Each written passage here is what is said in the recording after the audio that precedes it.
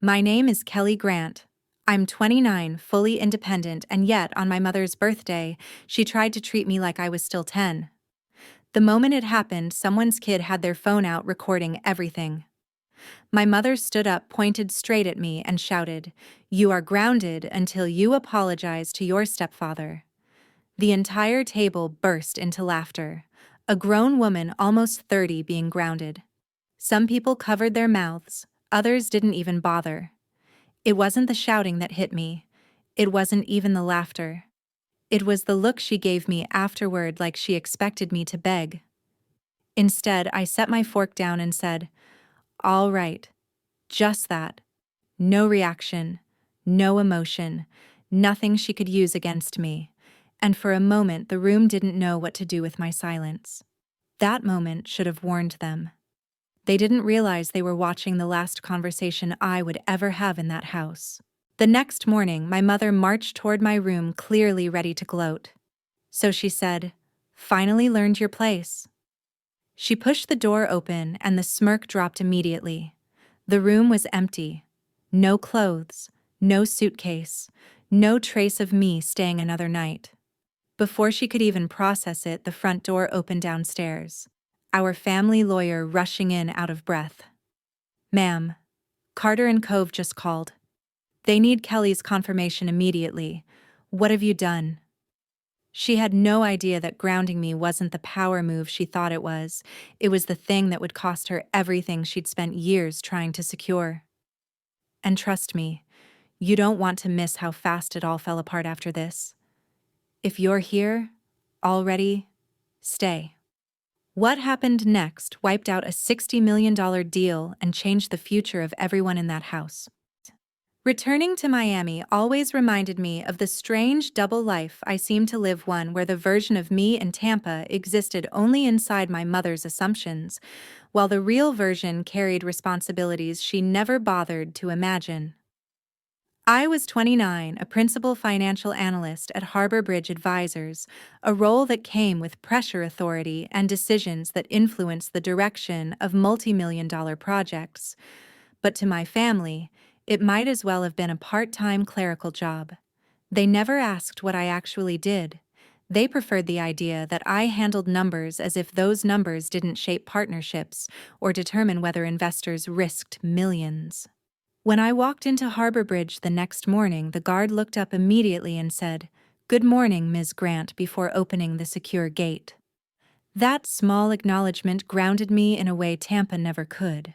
The elevator ride to my floor felt like slipping back into the life that made sense, a life built from merit, not obligation. As I stepped out, the panel outside the main conference room displayed my full name under Principal Analyst, a subtle reminder of the trust I had earned. And yet no one back home had ever seen this world, nor did they want to. They just assumed I was available whenever they needed financial help. Over the years, the money I sent became less of a contribution and more of an expectation. It started innocently, covering a few bills, helping during a rough month, but it escalated quickly, turning into mortgage payments, repairs, and loan balances that weren't mine. Every request came wrapped in the same message: family supports family. What they meant was that I supported them, while they avoided any accountability for their own decisions. I rarely pushed back, because it was easier to absorb the strain than to confront the entitlement. But that didn't mean I didn't recognize the imbalance. At work, the imbalance was reversed. People depended on my expertise, not my silence. Around mid-morning, my phone buzzed with a call from Neil Harper, the managing partner at Harbor Bridge Advisors. Neil didn't waste time on small talk. "Kelly, I'm sending you the files for the Miami waterfront redevelopment, $60 million. Carter and Cove wants advisory oversight from someone who understands the risk projections, and that's you." His confidence in me wasn't flattering, it was operational. I opened the documents immediately and scanned the structural layouts, asset evaluations, and projected responsiveness models. It was a complex project, the kind that required precision and judgment, and being chosen to oversee the financial side meant Neil trusted my analysis over every other analyst in the firm. As I reviewed the material, I realized just how far removed my daily reality was from the version my family believed in. They didn't know that executives depended on me to ensure investments didn't collapse. They didn't understand why my answers had to be exact, or why firms refused to move forward without my approval. They didn't realize the pressure of carrying numbers that controlled millions, or the impact of a single miscalculation. They certainly didn't know why my signature mattered. What they did know was that money showed up whenever they needed it, and that was the extent of their interest in my career. Sitting at my desk with spreadsheets open across two monitors, I felt the familiar mix of responsibility and focus settle around me. This was the version of my life that made sense, the one built on skill instead of sacrifice. Still, a quiet thought nudged at the edge of my mind: the people who relied on me most understood me least. And though I didn't realize it then, the gap between those worlds was about to widen in ways none of us were prepared for. By the time the call from Bayline Developments reached me, I could already hear the strain in the coordinator's voice, the kind that told me something had gone wrong long before he explained it.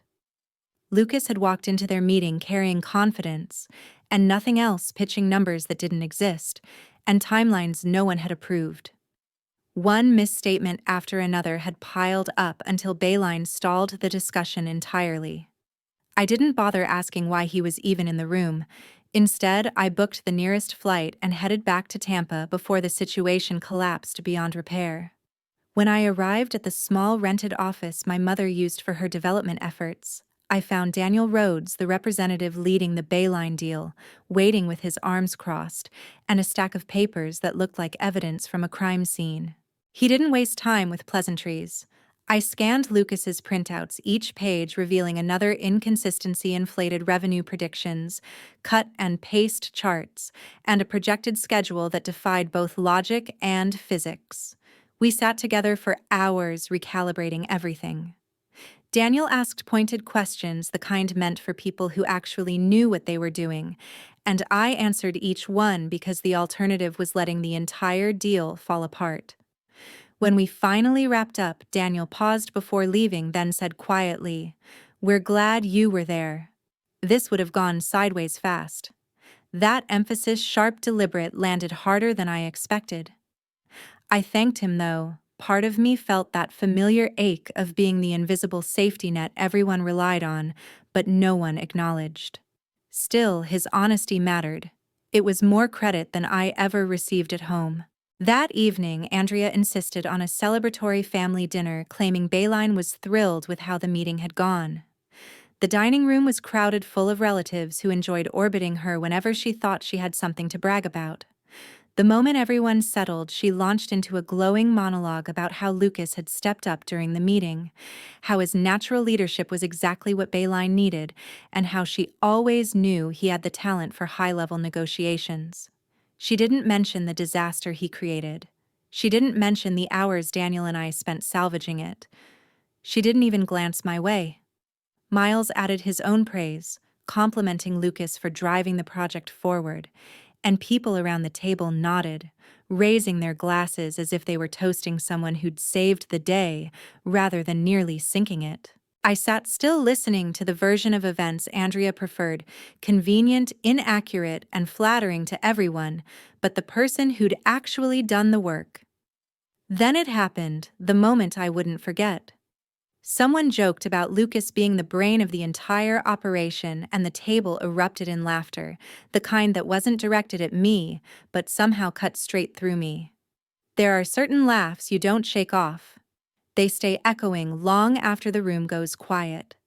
I folded my napkin carefully, aware that speaking up would do nothing but fuel Andrea's insistence that I was being sensitive.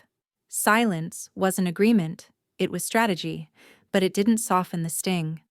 Much later, when I finally checked my phone, a new email sat at the top of my inbox. It was from Neil Harper. His message was concise and firm. Bayline had finalized their list of documentation requirements, and every component needed my direct signature, not Lucas's, not Miles's, not anyone else's. Only mine. Reading that line, I felt something shift beneath the surface.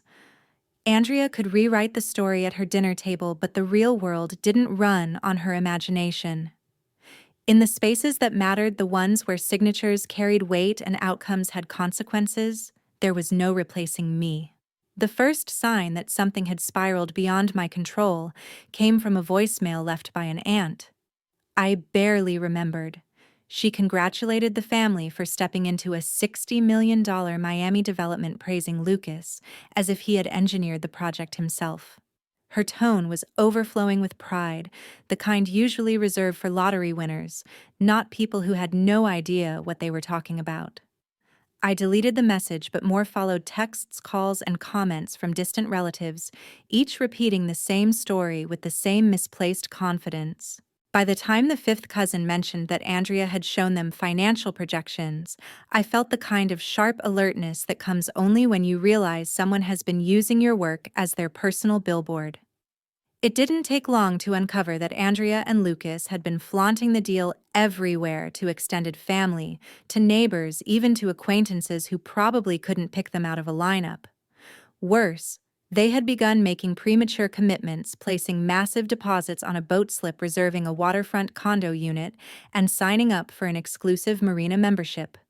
All of it hinged on a contract that didn't exist yet and depended entirely on my involvement, which they treated as a given rather than something they had no authority to claim. Their recklessness wasn't optimism, it was entitlement. A few evenings later, Andrea called for a family discussion, which in her vocabulary meant she had already decided the outcome. When I entered the living room, she sat in the center like a judge prepared to hand down a sentence. Lucas occupied the seat beside her, posture rigid, trying to project confidence he hadn't earned.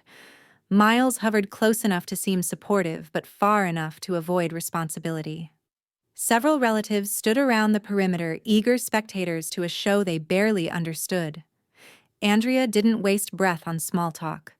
She opened with a declaration about shared success and family unity, slipping into corporate phrasing she didn't fully understand.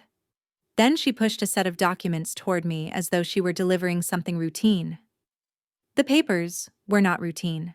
They were structured to shift a portion of my control rights and projected profit from the upcoming Miami redevelopment to Lucas, framed as a temporary reassignment to help him build credibility with investors. I didn't touch them. Instead, I asked the only question that mattered: why Lucas needed my signature if he was supposedly the one leading the deal. He answered before Andrea could, tripping over his own eagerness to justify himself. "Banks only take me seriously because of you in the background," he said, and the room froze. His face blanched as soon as he heard himself, but the admission was out, irreversible. Andrea shot him a glare, but she couldn't snatch the truth back. In that moment, the dynamic crystallized with painful clarity. To them, I wasn't a daughter or a sibling, I was a credential, a convenient stamp of legitimacy they believed they were entitled to exploit. Andrea immediately pivoted, pretending Lucas's words meant nothing. She insisted transferring part of my role to him was a necessary sacrifice, that the family had supported me for years, and now it was my turn to give back. Her voice tightened with each phrase, as though volume alone could rewrite history.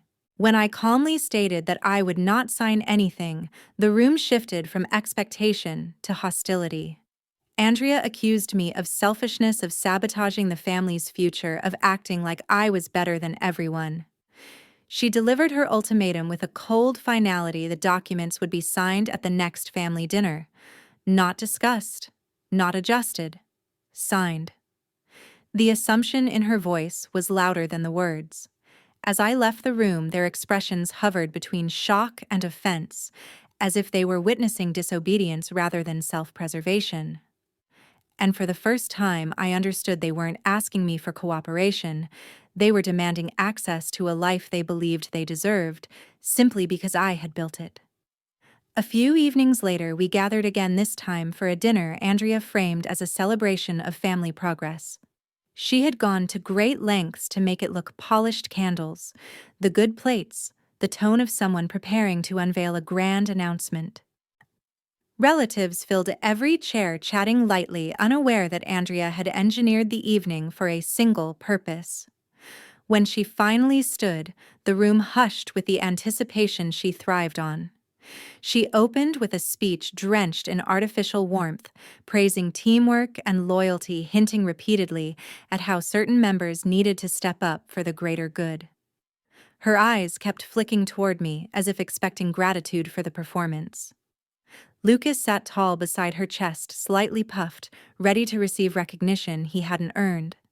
Miles hovered with the uneasy energy of someone who sensed the setup, but chose to stay silent.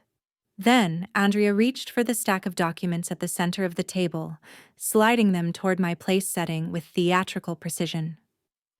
She announced that tonight was the moment our family would solidify unity and that everyone gathered would witness our commitment. The murmurs of approval around the table were polite, confused, and irrelevant. I didn't move. She encouraged me to sign with a smile stretched too tight, a smile that cracked the second I said I wouldn't. The shift was immediate. Her expression dropped its veneer, replaced by disbelief and swelling indignation. "Kelly," she warned, "don't embarrass the family." When I remained still, she lost control entirely. She slammed her hand on the table, and with all the force of someone desperate to reclaim power, she never really had yelled, "You are grounded until you apologize." The absurdity hit the room before it hit me. A grown woman, almost 30, being grounded at a dinner table. A few relatives tried to stifle their reactions, but someone let out a laugh, and that small sound cracked the atmosphere wide open. Laughter rippled across the table, not cruel, but stunned, as if the room collectively realized they were watching a parent cling to authority long after it had expired. Andrea ignored them, shaking with anger, insisting I apologize for my defiance. I looked at her then, at the stack of papers she expected me to surrender myself to, and replied with the same steady tone I knew would unsettle her most. "All right." I placed my napkin on the table, pushed my chair back, and stood. Not rushed, not shaken, just done. As I walked away, I heard their laughter behind me, the kind of sound you don't forget, not because it wounds, but because it reveals exactly who people are when they think you have no choice except to endure them. That night, the house felt strangely hollow, as if it had already let go of me before I even began to pack. I went to my room, opened my closet, and organized my things with a calm finality that had been building for months. Every deliberate fold, every item placed in my suitcase reaffirmed that leaving wasn't a reaction, it was the end of a long calculation. When the suitcase was filled, I reached into my desk drawer and pulled out the envelope I had prepared long before Andrea ever demanded anything from me. Inside was the signed lease for a Miami apartment, complete with move-in instructions and keys scheduled for pickup. Seeing my name next to the address felt like stepping into clean air after years in a windowless room. I zipped my suitcase, swept the room one last time to ensure nothing connected me to this place remained, and walked toward the front door with the lease tucked securely under my arm. I didn't pause. I didn't look back. The door clicked shut behind me, sealing the moment with a clarity Andrea could never undo. I wasn't grounded. I was free. By the time the road stretched empty in front of me, Tampa was already dissolving behind the glow of the streetlights. The night felt clean in a way that house never had, and the farther I drove, the easier my breathing became. The lease envelope sat beside me like a quiet reminder that I wasn't escaping. I was moving toward something I had chosen. When I reached Brickell and stepped into my new apartment, the stillness inside felt earned, not lonely. I set my bags down, turned on the kitchen light, and dialed the person I knew would speak with clarity instead of emotion. April Whitman answered almost immediately, her tone fully awake even at that hour. I told her everything without softening a single detail: the staged dinner, the pressure, the documents, the expectation that I would sign away control of a deal worth $60 million simply because Andrea commanded it. April listened with the calm of someone who had already begun categorizing each action into legal terminology. When I finished, her verdict was sharp. "Andrea has no legal authority to demand your signature," she said. "You're a fully capable adult, and attempting to force or shame you into transferring financial interests can absolutely be interpreted as coercion." The way she said coercion made the situation snap into focus. This wasn't just toxic family behavior, this was a line Andrea had crossed without realizing how steep the consequences could be. April continued, "From now on, every single communication about this deal goes through email. No calls, no texts, no in-person conversations. If they want something from you, they put it in writing. We preserve everything." I agreed. The instruction didn't feel like protection, it felt like reclaiming ground I had surrendered long ago.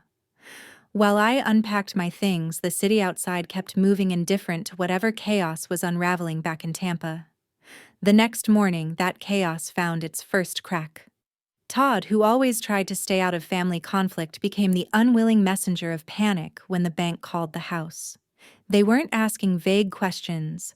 They wanted confirmations tied directly to regulatory compliance, my advisory role, my authorization, my signature, my involvement in every projected line of the Bayline redevelopment. Todd tried to answer, but each question boxed him further in. He knew any answer other than the truth could be considered misrepresentation, and the truth was simple. None of them had the authority to speak for me. Andrea demanded he fix it, but Todd understood what she didn't, that banks don't adjust reality to ego. Their second call came from a risk evaluation team wanting to verify that I had agreed to the terms Lucas had presented. When Todd couldn't provide documentation, the tone of the conversation shifted from curiosity to concern. Meanwhile, Andrea spiraled. She called people, raised her voice, blamed everyone except the person responsible. But each attempt to salvage her version of the story only highlighted the same problem the contract required me. Not Lucas, not Andrea, not anyone who shared their last name. The final fracture arrived in the form of an email from Carter and Cove. April forwarded it to me with a note. "Thought you'd want this for your records?" The message was unmistakably formal. It stated that the Miami waterfront redevelopment required my direct oversight, my risk assessments, and my signatures for every stage of advisory approval. Without my participation, they could not and would not proceed. No exceptions. Reading it, I felt no triumph, only clarity. Andrea had spent years pretending she held control, but the truth had always been waiting for the moment she pushed too far. She had built her ambitions on the assumption that I would bend. Instead, I left. And the moment I did, the foundation she relied on finally collapsed under its own fiction. By the time I stepped into the Carter and Cove conference suite, the entire setup looked like a scene that had been rehearsed 20 times over flawless lighting, glass tables reflecting the skyline, and a media team adjusting their equipment to capture the moment a $60 million project would officially begin. Their efficiency gave everything an air of inevitability, except nothing about today was going to unfold the way anyone expected. Lucas arrived seconds after me, wearing the kind of confidence people put on like a suit, when they're hoping it hides the truth underneath. He shook hands too eagerly, greeted executives with a tone just a bit too loud, and pretended not to notice me at all. That silence wasn't accidental. It was survival. Executives took their seats, the cameras rose, and folders were distributed across the table. Neil Harper reviewed the documents with the same deliberate focus he always used before a high-stakes signing, the kind that signaled he was already 5 steps ahead of everyone else. When the media director lifted her hand to begin recording, Neil didn't look up from the packet. He simply said, "Pause the cameras." His voice sliced through the room with clean precision. Then he raised his head and asked, "Where is Kelly Grant?" The question landed with enough force to reposition the entire room. A few executives turned toward Lucas, expecting him to answer, but he didn't. I pulled out the chair reserved for me and sat without ceremony, the quietest action in the room, yet the only one that mattered. The cameras refocused instantly. Neil gave a single nod in my direction, then directed his voice to the entire table sharp enough for every microphone in the room to catch it. Kelly, do you approve this partnership? The emphasis didn't feel like pressure. It felt like restoration.